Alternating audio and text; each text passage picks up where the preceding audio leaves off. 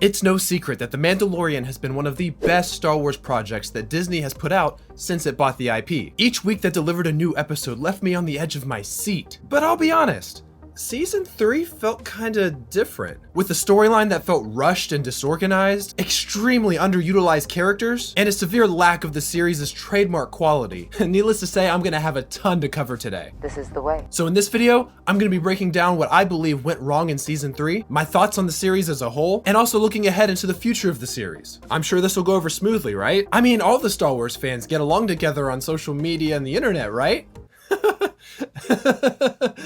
I'm in danger.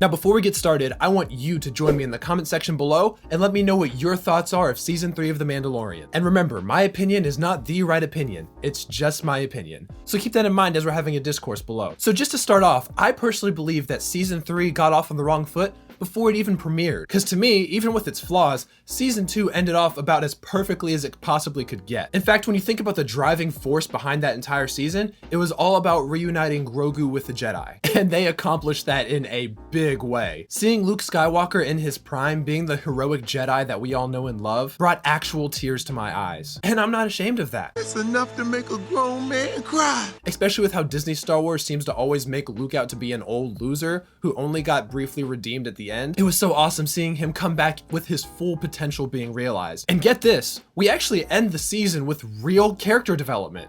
I know, right? Isn't that crazy? Din Djarin says goodbye to Grogu and makes peace with the idea of letting him go. In the way I saw it after experiencing that finale, I assumed that from then on out, it was going to be them being separate for a little bit as they learn how to do life without the other. And it shows how much they do need each other, but it gives them the chance to grow on their own as they rediscover themselves. And this type of intense character development should lead to a pretty epic and high-stakes Season 3, right? Nope. We have been hoodwinked, bamboozled, led astray, run amok, and flat out deceived. Because immediately when we get into Season 3, Din and Grogu are reunited. And if you've never even seen the Book of Boba Fett TV show, you're going to be going from the season finale of Season 2, seeing Mando and Grogu separate, to where they're reintroduced in Season 3, and it's like no time has passed. And so you're left as the audience doing the double take of, oh, what just happened? And it forces you to be invested in basically doing your homework for a whole other season of a totally different show, which mind you was absolutely terrible in my opinion. Don't let your kids watch it. And now the only reference we even have to that in Season 3 is, I forgot which episode it was early on, but it's just basically Din saying, it's complicated. Nah, man, you can miss me with that weak writing. Also, you better believe that Disney knew that keeping Grogu and Din apart would not drum up as much interest for Season 3, in addition to making them potentially less money and opportunities. So you gotta have Grogu doing cute things on the screen with Mando, right? Also, I made a whole little video skit making fun of that whole decision by Disney. Feel free to check it out if you feel like it. All right, so let's get some balance back into this thing. It's not all doom and gloom for Season 3. Let me jump right into some of the positives that I found in this season. The first thing that I will say is that this is still a very well put together show. It has a good backbone, if that makes sense. I mean, compared to the Obi-Wan Kenobi show and the Book of Boba Fett.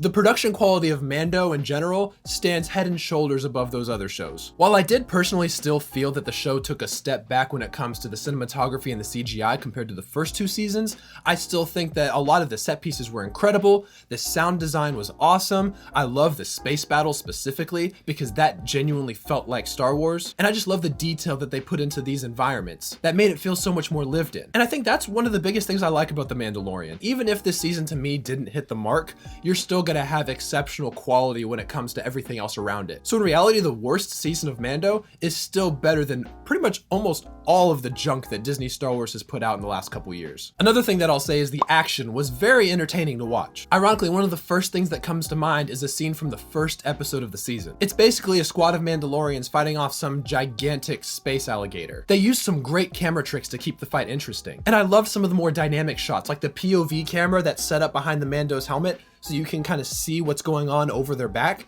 That was some pretty sweet stuff. Or also the part where one of the Mandalorians gets dragged underwater by the alligator. It was extremely tense and it built up a great sense of dread that at any moment, any one of these no-name Mandos could get eliminated immediately. And even though there wasn't necessarily that much action in every one of these episodes, I appreciate the fact that the action that we did get was at least somewhat thought out and pre-planned and felt less of that quick jump cut, no time to focus on one specific thing because things are happening all around you. I appreciate that you could still have a good solid concept of what was going on. And the way I see it, as long as we never have to deal with another one of those spinning tricks from the Book of Boba Fett, I think we'll be pretty a-okay. I'll try spinning. That's a good trick.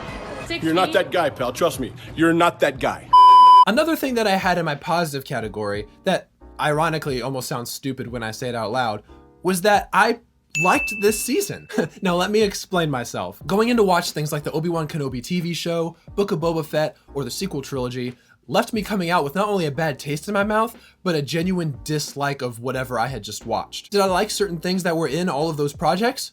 Yeah, absolutely. But when I walked out, I was like, man, I strongly am either really disappointed or I straight up disliked what was in it. And it made me genuinely want to avoid that project in the future. And that shows me that even though I came out of this season 3 of Mando feeling very disappointed, I also look back at this season and find a lot of good things that I can still talk about where it's still enjoyable, it still has great likable characters, mostly. I still find a show that is still entertaining to watch. And with all the garbage that's out these days, I'll take what I can get. So I genuinely do count that as a positive. That being said, I still have several problems with this season that I want to start getting into. So let's jump right into it. The first thing I wanted to mention was the terrible pacing of the season. We've already been familiar with the episode of the week format that the Mandalorian liked to follow in the first 2 seasons. So that's nothing new. Like Mando arrives on a foreign planet, he makes a new friend, then he does a task or a mission to help him get something, gets the thingamabob, and then he flies away to his next adventure. Is it formulaic?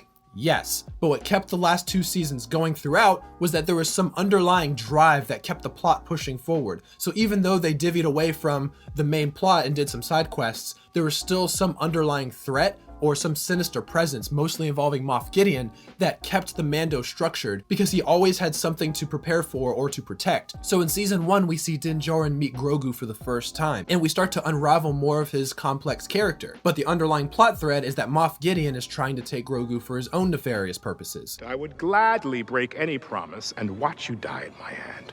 Then in season 2, we get to see more of Din trying to reunite Grogu with the Jedi, but the thing that's still keeping things going the whole way through is that Moff Gideon is still out there and he wants revenge. Even if it's a slightly basic by the numbers plot, it's still something consistently that through the whole season, you have that in the back of your mind where you're very clearly going, okay, I see where this is going. And I feel like we had hardly any of that in season 3. Is season 3 about Din Djarin training with the Darksaber and learning how to lead his people even though he's very much not wanting to? Nope. The only thing he really does with the Darksaber is try to use it once or twice. And he reminds us multiple times that he doesn't want it. But then after hyping up the Darksaber as something that has to be won in combat, he just hands it off to Bo-Katan on a technicality. Even the premise for that made no sense because he wasn't defeated in combat, he was surprised in a trap by some random little octopus looking character and didn't even really have the Darksaber taken from him, he was just captured. So it wasn't combat, but the way that all the other Mandalorians just kind of go, yep, nope, I respect that.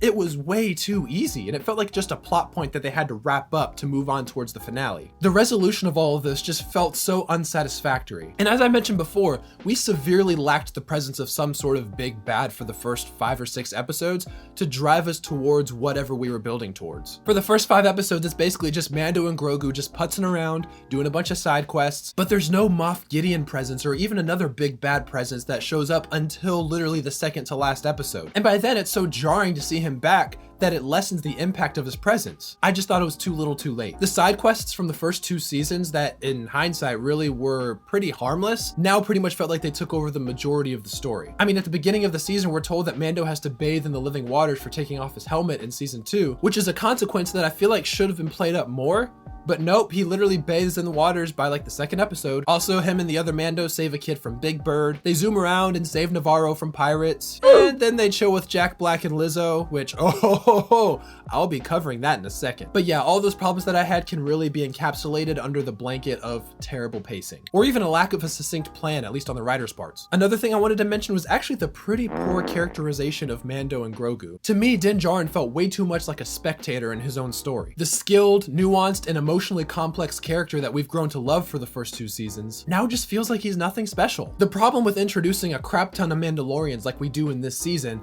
makes Din Djarin not stand out on his own, and it kind of makes him feel lost in the shuffle, which, quick side note by the way, with all the Mandalorians that lost their lives in season 1 when they were protecting Din and Grogu, why all of a sudden in season 3 are there a whole bunch more that just seem to pop up out of nowhere? Maybe y'all can explain it to me in the comments, but that's something I noticed pretty early on that didn't quite make sense. But anyway, back to Din Djarin. I also feel like the writing for his character didn't help him much either. He's basically always just either sitting around, getting captured, or he's telling Grogu don't touch that, or don't eat that. I am glad that we got to see him fight a little bit more in the finale, and that scene with him going through each of the red laser doors, taking out those troopers, that was epic. And I love seeing a little bit more of the fighting Din Djarin that we didn't get to see much of in the earlier parts of the season. And as for Grogu, this may get me in a lot of trouble, but I'm really starting to get a little annoyed with that little guy. What did he say? He had the element of surprise going for him in season 1, because Disney did a phenomenal job of hiding him from the marketing and promotions. And just like everybody else, when I first saw him, I thought he was the cutest thing ever. But here's the thing.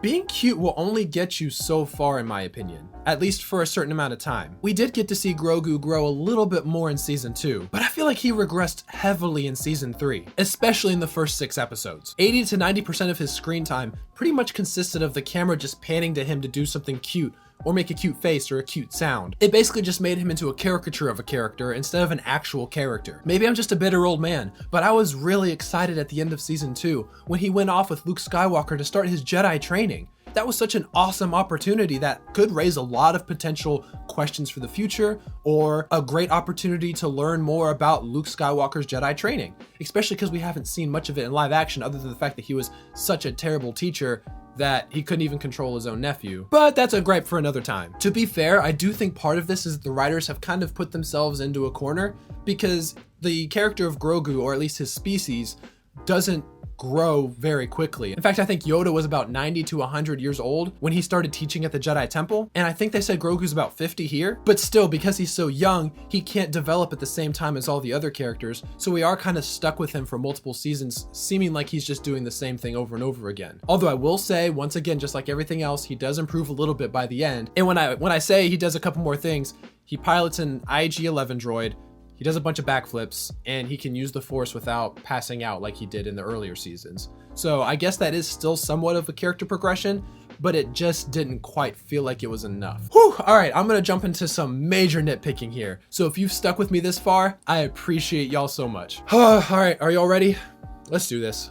I wish that this series didn't have to connect to the sequel trilogy. There, I said it. By the time we get to the sequel trilogy in real time, the New Republic has already fallen, and the First Order is already an extremely dominant presence in the galaxy, almost as close to the Impact as the Empire. And it seems like that directly has an effect with all the projects that come out before that time frame, because then they have to find a reason to destroy the New Republic and paint them as the most incompetent government ever. It seems like they can never put them in a positive light because of how they have to line the story up with the sequels. To me, all I'm really gathering from the New Republic is they're incompetent, they're under-equipped, and they're way too inefficient or arrogant to even thrive. And all of that just really bums me out, because now thanks to all the stuff that Disney's put out, we don't get to truly see the New Republic thrive after episode 6. I would love to see a little bit of time where the New Republic actually does well. And if you read a lot of the Star Wars Legends books, which Disney very much would like you to forget, you get to see a lot of what happens with the New Republic and Luke's Jedi Academy when things are thriving. Yes, there's gonna be threats, but they tackle it all together. The fact that Han and Leia never separate, or that Luke has a strong Jedi Academy, these are all awesome things that I wish we could see on the big screen. But no, there's no major payoff for the massive triumph that they pulled off in defeating the Empire in episode 6. Instead, it's all about showing how they never learned from the mistakes of the Empire, and the Rebellion are basically just repeating the things that the Empire Empire did. I genuinely don't feel like this would have been the case if they hadn't have been forced to explain how the First Order came to power. I'm sorry, that was a rant that had almost nothing to do with The Mandalorian, but I definitely had to get that off of my chest. To get back in line with The Mandalorian, there's something else I specifically wanted to address. That whole episode with Lizzo and Jack Black was the worst episode in season 3. Bar none. I believe it perfectly encapsulates what went wrong with the season in my perspective. The script was cringe-inducing and overbearing. Most of the action in this episode just felt like action to have action. Like, when have we ever been shown that the super battle droids can run like they did in this episode? And yes, the cameos. Listen, I love Jack Black more than the next guy. That man is awesome and one of my favorite actors. But having him act alongside Lizzo made no sense to me. It's not a secret that I'm not a fan of Lizzo or her music, but all of that bias aside, watching her try to act or even trying to show some form of emotions in this episode made me just want to grab 2 cheese graters and just rub them over my eyes. In fact, it just really felt like she was reading off of cue cards that were sitting behind the camera. And what made it worse and did her a pretty big disservice is the fact that she's paired up with Jack Black, who is a very established and more than competent actor. And so even though it was kind of off-putting to see him in this world of Star Wars so abruptly, it made it worse when his clearly superior acting skills just made her seem like she was just fumbling around. It was cool to see Christopher Lloyd show up, but just having them all 3 together in the same room just felt like a Saturday Night Live parody and not an actual Star Wars episode. And it just didn't feel like it was supposed to be taken seriously. I really don't know what Disney's obsession right now is with having random actors just pop up for a cameo in Star Wars. For example, when Flea, the drummer from I think it was like the Red Hot Chili Peppers, made a cameo in Obi-Wan Kenobi. Just stop. Please, just stop. Now, on the flip side, a good example of a celebrity cameo, at least to me, was Bill Burr in seasons 1 and 2 of The Mandalorian. I consider this an exception because he actually brought depth to the story. And plus, surprisingly, his acting was really good, especially in season 2. I'm not against the idea of celebrity cameos at all, but I do believe that they need to be handled with a certain amount of care, or else it really does disconnect you from the story in a major way. But yeah, while I'm on the subject of good cameos, shout out to Ahmad Best, who came back to Star Wars and got to be the Jedi that saved Grogu from the temple. That scene was awesome, and I was so happy that he was able to come back to a fan base that still loves and supports him to this day. He's a perfect example of a cameo that didn't overstay its welcome, but it also left a major impact on the story in a positive way. Also, I want to talk about the finale real quick, and there will be some spoilers, so if you haven't seen the finale yet, you should probably go watch that real quick, but then come back and check out my video so you can see what I have to say about it. I just thought that the season finale as a whole was very unsatisfactory. We finally get to see Moff Gideon in episode 7, after it was confirmed that he was rescued from the New Republic in a totally off-screen way. And he's also a part of the Shadow Council that has connections to Thrawn, so this already catapulted the season from 0 to 100 real quick. And even though I wasn't a big fan of how they came across it, the stakes were raising pretty quickly and I could start to get involved with it. And we end episode 7 in such a dramatic way, with Paz Vizsla getting his unfortunate death by the hands of 3 Praetorian guards, and Din Djarin getting captured by Moff Gideon, with Grogu, Bo-Katan, and all the other Mandalorians having to watch. And this should set up an epic finale, right? Kinda, because I can't lie, the season finale was really cool. There's a lot of creative fight scenes with the jetpacks and with the aerial combat with all the Mandalorians, Bo-Katan using the Darksaber and the Armorer using her mallets. All cool stuff. We also get to see Mando, Bo-Katan, and Grogu fight Moff Gideon. We get to see Grogu do a bunch of flips around the Praetorian guards who went from very, very scary to just looking stupid because they're just waving their batons trying to get Grogu. But there were just things along the way that just felt like they had to wrap it up, and they had to wrap it up quickly. Because think about it, Din went from being captured by dozens of troopers in episode 7 to then we get to episode 8 and he's being led along a corridor by just 2 troopers that he takes out so quickly. I mean, we barely have gotten into 2 minutes of the episode. You'd think the bad guys would have learned to not just send 2 troopers by themselves with one of the most deadliest fighters in the galaxy. And then Grogu just shows up out of nowhere in his IG-11 unit, and it makes you wonder, how did he get there? Wasn't he separated from Din Djarin in the other episode? And wasn't there like a bunch of heavily fortified artillery and a bunch of troopers that would have potentially impacted Grogu reaching Mando? Nope, he just shows up, and it's like, is he just there because the plot needed him to be there? And to me, that took me out pretty quickly, and I was like, I'm not sure if I vibe with this. And then they took Moff Gideon down the road that I wasn't too pleased in, especially for the finale. He basically becomes a mustache-twirling villain, but without the mustache. And what I mean by that is he starts going an exposition after exposition after Din and Grogu find all of his clones that he's been using, which is technically what this has been about since season 1. And he just stands there going on and on about, oh, the one thing I was missing from my clones is that they need to be force sensitive. I want to give them the force so that they can use the force.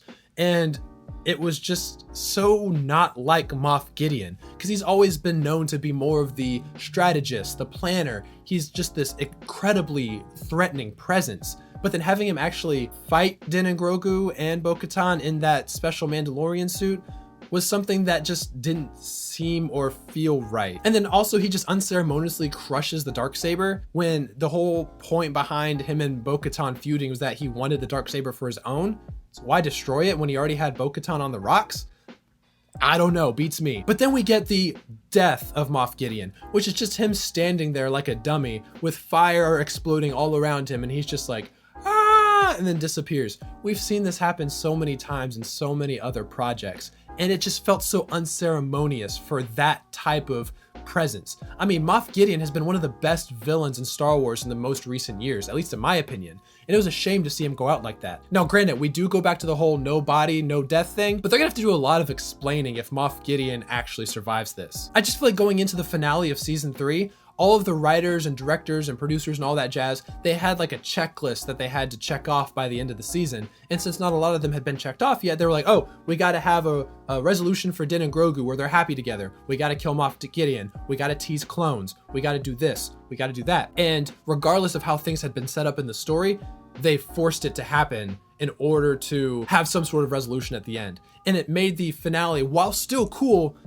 seem a little flat to me. It's no lie that I've been way more negative than positive about this season. There's other things I wanted to talk about, but I'll save it for another time. The reason why I'm so disappointed is because I know the potential of what some incredible Star Wars stories could look like. As for me, I'm not ashamed to say that I grew up loving the prequels, but I also fell in love with the original trilogy. I watched all the movies, TV shows, I played all the games, and I especially read all the books. Basically, all I ever read when I was a younger kid was the Star Wars Legends books that I absolutely fell in love with. And that's why I'm just disappointed in the quality of recent projects that Disney has put out. I'm seeing the blatant disrespect of the fans, the complete disregard of the legacy characters that we know and love, just to prop up some other new characters that we have no vested interest at all. This stuff has really bothered me for years. And to those who say, well, if you don't like the new content, don't watch it. And to that I will say, I've tried.